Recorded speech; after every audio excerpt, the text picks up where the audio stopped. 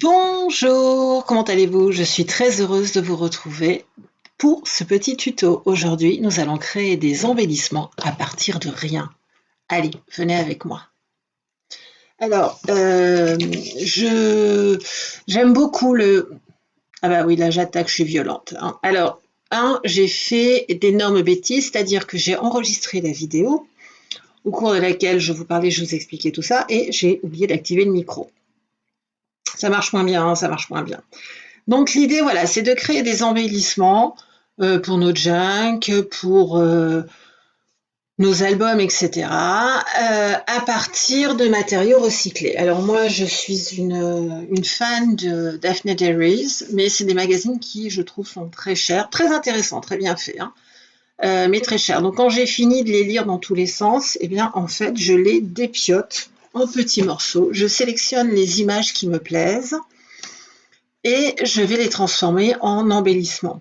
Vous pouvez tout à fait vous servir d'un magazine de déco, d'un magazine de pub, de cartes postales, de plein de choses. Il ne faut pas hésiter. En fait, l'image vous plaît, elle correspond à votre album, elle correspond à l'ATC que vous êtes en train de faire, au format d'échange qui vous intéresse, ou vous voulez faire un junk et il vous faut quelques éléments. Eh bien voilà, je vous invite à vous saisir de vos vieux magazines avant de les mettre dans les bennes à recycler et à sélectionner toutes les images qui vous intéressent. Dans un premier temps, franchement, vous sélectionnez les images qui vous plaisent. Et dans un second temps, on va les trier pour savoir si on en fait des embellissements, si on en fait des fonds de cartes, des fonds d'album, etc. En fonction de l'image, de son format, de la facilité à la détourer ou de la patience que vous avez pour détourer ces éléments, eh bien, vous allez pouvoir les utiliser de différentes façons. Alors moi, je suis une grande fan des fenêtres et des portes, je ne sais pas pourquoi, donc je m'en sers beaucoup. J'aime aussi tout ce qui est végétal, hein, c'est quand même mon identité. Donc voilà. Là, j'ai fini donc de dépioter ce pauvre magazine qui ne m'avait rien fait. Mais bon, en fait, je vais lui donner une deuxième vie et ça, j'aime beaucoup.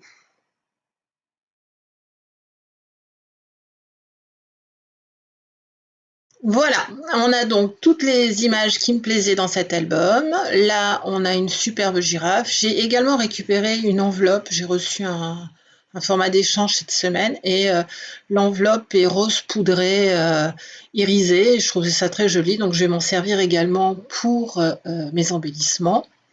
Donc j'ai l'image de ma girafe que elle, je vais détourner. Ensuite, j'ai encore voilà, plein d'images. Alors, inutile de garder trop de papier, hein.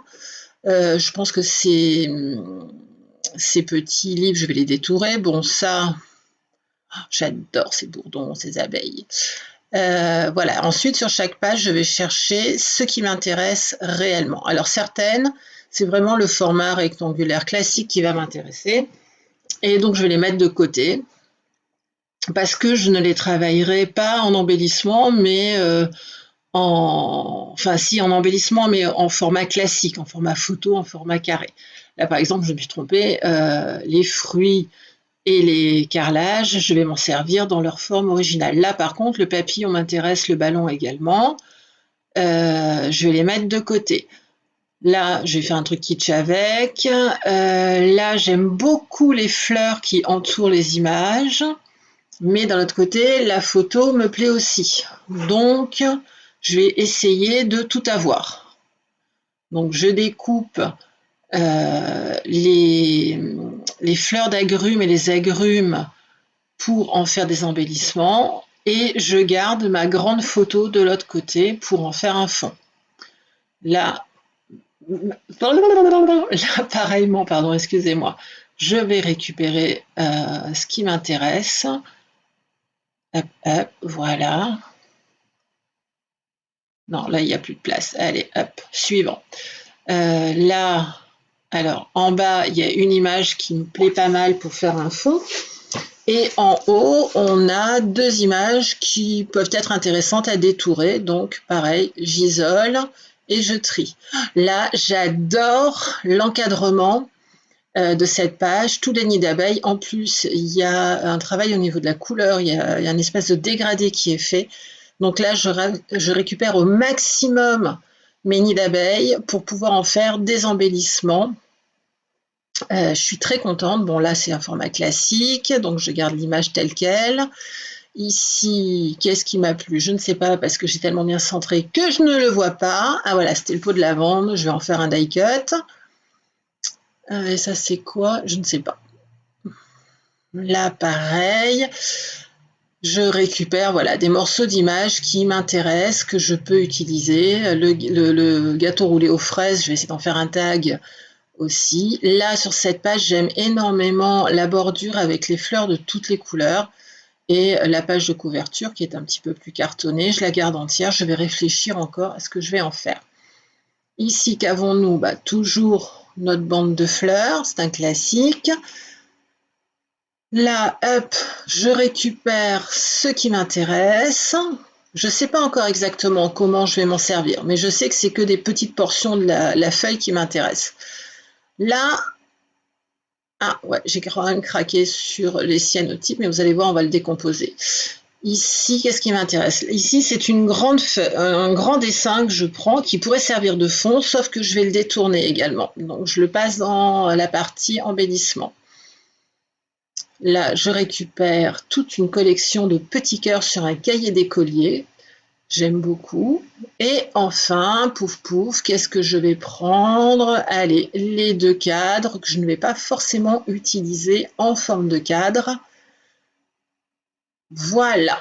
Donc, j'ai tout trié. J'ai gardé de côté les images que je ne vais pas retailler. Et maintenant, je vais travailler mes chutes pour en faire des embellissements. Alors, deux possibilités. Si vous n'avez pas de machine, eh ben, vous prenez une perforatrice, vous prenez une règle, un crayon, vous dessinez au dos la forme que vous voulez donner et vous coupez. Cependant, quelle que soit la méthode que vous allez utiliser, moi, j'aime bien que mes embellissements aient quand même une certaine rigidité. Donc, j'utilise très souvent, et c'est ce que je vais faire aujourd'hui, des fonds de... Oui, ma minette. Des boîtes, en fait, des emballages de pâtes, des emballages de biscuits, etc., avec une cartonnette un peu épaisse, et je viens coller mes dessins dessus. Ou alors, mes chutes de papier que je vais superposer pour obtenir justement la rigidité que je souhaite. Là, par exemple, je vais recycler d'anciennes boîtes de marqueurs Action pour faire mes découpes. Alors, j'ai une petite boîte. Là, je vais les faire à partir de dies. J'ai une petite boîte dans laquelle je range les formes pour embellissement parce que je les utilise quand même assez régulièrement. Et ça m'évite de chercher trop. Donc voilà, je prends mon fond. Je vais venir coller dessus mes papiers. D'accord. Alors, je m'applique. J'utilise de la all-purpose, une colle silicone pour fixer mes papiers. Elle présente l'avantage de ne pas se fixer trop vite, donc on peut ajuster la position de nos papiers. Et surtout, quand ça déborde et qu'on fait des cochonneries, comme c'est une base à base de silicone, on peut nettoyer. Donc là, je vais superposer deux papiers. J'aime beaucoup ces petits cœurs. Vous ne le voyez pas trop à l'image, mais en fait, c'est des cœurs dessinés sur une page d'écolier. Et voilà, l'idée, c'est de superposer dans l'embellissement le rose nacré irisé de l'enveloppe avec le papier petit cœur en ayant des bordures irrégulières. Donc, je veux les bordures régulières du dies, mais le côté irrégulier du papier déchiré à cœur. Oui, je sais, je suis compliquée dans ma tête. Et donc voilà, je vais... alors forcément, comme je vais mettre plusieurs dies sur mon bout de carton, je vous conseille de le bloquer avec du washi. Et pour ne pas abîmer votre papier, d'abord, usez votre washi en l'appliquant plusieurs fois sur votre peau pour qu'il adhère moins et que par conséquent, il risque moins de déchirer votre papier quand vous allez l'enlever. Donc maintenant, bah, c'est tout un travail de réflexion, de minutie. Je vais progressivement couper, coller, décorer, choisir la forme qui ira avec le motif et voir comment je peux valoriser justement toutes ces découpes. J'ai différents dies, donc je suis quelqu'un qui fait pas mal de junk, etc. Et j'ai beaucoup de formats timbres. Là, par exemple, en revenant en fatigue. Là, en regardant mes feuilles, j'ai vu qu'il y avait un ticket de train qui était assez sympa, que je voulais garder tel quel. Et vous avez vu, je range mes embellissements dans des boîtes, je les trie. Donc, j'ai découpé le ticket et je l'ai joint dans ma boîte ticket et timbre. Là, je positionne mes dies pour créer des embellissements. Donc là, on a une espèce de patouille qui était assez sympa et j'ai longtemps hésité. Je me suis dit, qu'est-ce que je fais? J'en fais des timbres, j'en fais un cadre pour un sentiment. Et puis non, finalement, j'ai décidé que j'en faisais des tickets. J'avais plus de tickets et j'aimais bien le look. Donc voilà, j'ai pris la matrice pour faire des tickets. Là encore, je centre, je fais attention où je la positionne, j'optimise au maximum mon papier et je viens bloquer avec du washi. Une fois que tous les montages, enfin tout du moins tous vos dies sont fixés, eh bien vous n'avez plus qu'à les passer à la machine. Donc moi c'est la machine action.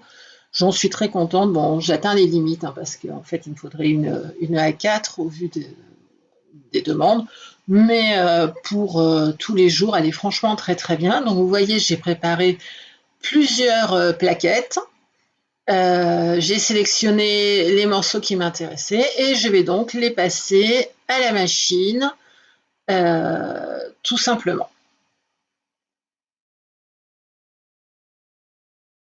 Donc on réalise le sandwich, on met bien la face, le côté tranchant du die sur la plaque martyre et on passe. Étant donné qu'il y a une certaine épaisseur, par sécurité, je vais faire un aller-retour, mais c'est pas forcément utile. Et donc on vérifie, donc vous voyez la plaque martyre, elle est bombée, elle est très marquée, c'est pour ça qu'on l'appelle comme ça. Action vous en met 2 à disposition quand vous achetez la boîte. L'idéal c'est quand même de passer une fois dans un sens, une fois dans l'autre. Et si vous ne voulez pas imprimer, parce qu'à force, au dos de vos découpes, vous allez imprimer toutes les micro-rayures qu'il y a sur votre plaque, eh bien vous pouvez, si vous le souhaitez, mettre du papier de soie et vous n'aurez du coup pas du tout l'impression de ces traits. Et donc voilà, vous voyez, ça se découpe très très bien. On déballera tout ensemble. Là, on va passer, j'ai passé toutes les plaques d'un seul coup et comme ça je vais pouvoir enlever la machine du milieu parce que tant que je n'ai pas mon bureau définitif, que l'atelier est en chantier, ma foi, j'ai assez peu de place. Donc, on tourne, on mouline, on mouline, on mouline et on coupe un maximum de pièces histoire de libérer l'espace pour pouvoir s'attaquer aux découpes directement. Il faut savoir que personnellement, une fois que j'ai fait mes découpes, à moins que je les fasse pour quelque chose de bien précis, quand je les fais comme ça pour recycler des pages de magazines, etc., je me contente de faire les découpes. Je ne vais pas rajouter d'ancrage, de tamponnage, etc. Parce qu'en fait, je ne sais pas encore exactement à quoi je vais les destiner. J'ai toujours énormément d'embellissements divers et variés. J'en envoie certains dans des échanges avec d'autres scrapbookeuses, etc. Donc j'aime bien en avoir plusieurs et j'aime pas imposer mes choix aux autres. Donc je nombre pas et je ne tamponne pas, mais vous pouvez tout à fait le faire. Donc allez, c'est parti, on découpe. Donc on y va très doucement pour enlever le washi. Hein, ça serait dommage arriver à ce stade-là d'abîmer vos créations. Si votre washi était trop résistant, écoutez, vous pouvez prendre un heat gun ou un sèche-cheveux ou bien un pistolet thermique. pour chauffer légèrement votre washi et faciliter son retrait. Là, vous voyez, en fait, j'avais la bande de papier, mais le dies était déjà occupé sur une autre découpe, donc je profite de l'avoir récupéré pour le coller et préparer une seconde passe. Voilà, alors c'est un peu fastidieux, mais l'avantage c'est que ça ne demande pas énormément de réflexion. Ça vide la tête. Moi, j'aime beaucoup faire ça après une semaine un peu chargée. Là encore, je replace mon dies pour continuer à découper mon image. Vous voyez que je ne respecte pas forcément le format de l'image. Je vais centrer comme j'en ai envie et créer l'embellissement qui réellement me plaît. Même si la photo à la base elle est centrée différemment, et ben tant pis. Moi, ce qui m'intéresse, c'est ce que je vais mettre au cœur de ma forme. Donc là encore, j'ai fait des timbres.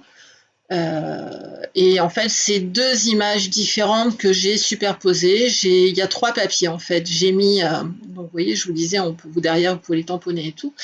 J'ai mis un papier neutre dessous, j'ai collé les 2 images l'une au-dessus de l'autre et le dies est venu les couper façon timbre en maintenant tout de même un lien entre elles. Là encore, oui, non, je suis une grosse consommatrice de timbres. Il n'y a rien à dire, c'est encore des timbres. Et là, par contre, vous voyez, souvenez-vous, nous avions pris une grande photo qui avait quasiment un format A5. Et cette photo, je suis venue la découper en différentes sections et à partir de différentes formes. Donc là, je retire les petits points entre chaque timbre. Si vous n'avez pas cet outil-là, c'est un micro-scalpel, vous pouvez très bien le faire avec un vieux stylo Bic point de Chine, par exemple. Alors vieux, il faut plus qu'il y ait d'encre hein, pour éviter de tacher vos créations, mais voilà, ça marche très très bien. Et le stylo bille, c'est toujours un bon outil. Alors les points de Chine pour ébavurer comme ça, hein, pas pour ébavurer, pardon, excusez-moi, pour écheniller. Les pointes moyennes pour rainurer. Franchement, c'est très très bien. C'est super efficace. C'est ni trop large ni pas assez. Et donc, si vous n'avez pas de planche de rainurage, ben, vous n'avez pas besoin de planche de rainurage pour faire vos pliures, etc. Vous prenez une règle et un stylo bille pointe moyenne, fini. Hein, donc voilà, au lieu de jeter votre stylo, eh ben, vous donnez une deuxième vie et vous allez pouvoir comme ça rainurer vos planches. Pour faire les chenillages, un point de fine est plus adapté parce qu'il va pouvoir rentrer, la pointe est plus fine, c'est dans le titre, et vous allez pouvoir vraiment tout nettoyer correctement. Voilà, j'ai tout détaché, j'ai tout échenillé et j'ai toute une nouvelle série d'embellissements. Il me reste encore quelques papiers, je vais continuer tranquillement de mon côté, mais vous voyez, alors la vidéo est forcément accélérée, mais là je suis en train de faire le montage et les trois séquences additionnées ne font pas 1 heure, donc j'ai mis moins d'1 heure à créer ces embellissements. Donc là vous voyez les petits tags, on reconstitue la photo d'origine, là on a donc des fonds pour des sentiments. Qu'est-ce qu'on a fait? On a fait plein de tags. Et donc vous voyez le grand tag, en fait j'ai désaxé, je ne me suis pas servi du format du cadre pour faire mon tag, je l'ai complètement désaxé. Là on a fait différents formats avec nos petits cœurs. Qu'est-ce qu'on a encore? Voilà, on a des formes plus simples, on a des ronds, on a des sentiments, on a des rectangles, on a des cadres, tout simple avec un léger embossement sur les côtés. Donc voilà, avec 3 fois rien, enfin avec des choses qui étaient destinées à aller aux encombrants, eh bien j'ai réussi à créer une trentaine d'embellissements et j'en ai encore autant en stock à faire. Et voilà, ces petits embellissements, je vais les ranger et m'en servir au fur et à mesure de mes besoins. L'avantage, c'est que de livre en livre, eh ben forcément, je crée des collections différentes. Je me retrouve avec différentes couleurs, différents formats, Et il est quand même très très rare que je ne trouve pas quelque chose qui puisse aller avec mes créations. Alors n'hésitez pas, franchement, c'est facile. Et si par exemple vous n'avez pas de machine pour les dies et que vous voulez faire des timbres, parce que c'est quand même un format qu'on récupère beaucoup et qui est quand même utile, ben voilà, vous avez la solution de ces petits ciseaux pour enfants. Je m'en sers moi pour les ateliers que j'anime avec les enfants. Il coûte pas très très cher et vous pouvez donc vous coller votre image sur votre cartonnette et derrière vous venez découper soigneusement. Là je galère un peu, mais bon, découper soigneusement votre forme en lui donnant un aspect de timbre avec ces petites vaguelettes. Et encore une fois, vous aurez vous aussi des timbres originaux et variés. Ensuite, l'autre meilleur ami du scrapper, je dirais, c'est la perforatrice. Si vous avez un investissement à faire, le premier investissement à faire, c'est la perfo. Franchement, c'est super utile, on s'en sert tous les jours, même si vous avez des dies. Regardez là, elle est où ma marguerite? Ici, vous voyez, c'est exactement la même taille que mon dies. Le dies a rajouté un léger embossage sur le bord. Quand je dois en faire plusieurs séries, je passe pas au dies, hein, c'est hors de question. Je passe à la perforatrice. Je colle mon papier sur une cartonnette et derrière, je perfore, je perfore, je perfore. Là, j'en ai encore une toute petite. Elle me sert à faire quand il me reste des chutes de chutes de chutes. Ben voilà, je fais des mini confettis. Enfin, des mini confettis. C'est un peu plus gros qu'une perforatrice classique pour classeur. Et j'en fais des confettis et qui me serviront pour mes junks, par exemple. Les perforatrices, vous en trouvez à tous les prix. Vous en trouvez sur Vinted. Il ne faut pas hésiter à aller sur Vinted. Beaucoup de scrapeuses mettent en vente leur matériel régulièrement parce qu'en fait, on a plein de placards et on a 15 fois le même matos qu'on ne trouve jamais, donc on passe notre vie à le racheter. Et il y a vraiment... Donc n'hésitez pas à vous orienter vers la seconde main. Et puis sinon, on peut trouver les premières perforatrices à petit prix. Donc voilà, je vous retrouve demain pour illustrer ce junk journal où on va mettre en pratique toutes les décos qu'on a créées avec notamment cette enveloppe. Voilà, je vais vous montrer ce qu'on peut faire de cette enveloppe. Je vous remercie de m'avoir suivi tout au long de cette vidéo et je vous donne rendez-vous dès demain pour la suite autour du junk journal. Merci beaucoup, n'hésitez pas à partager et à liker. Rendez-vous demain.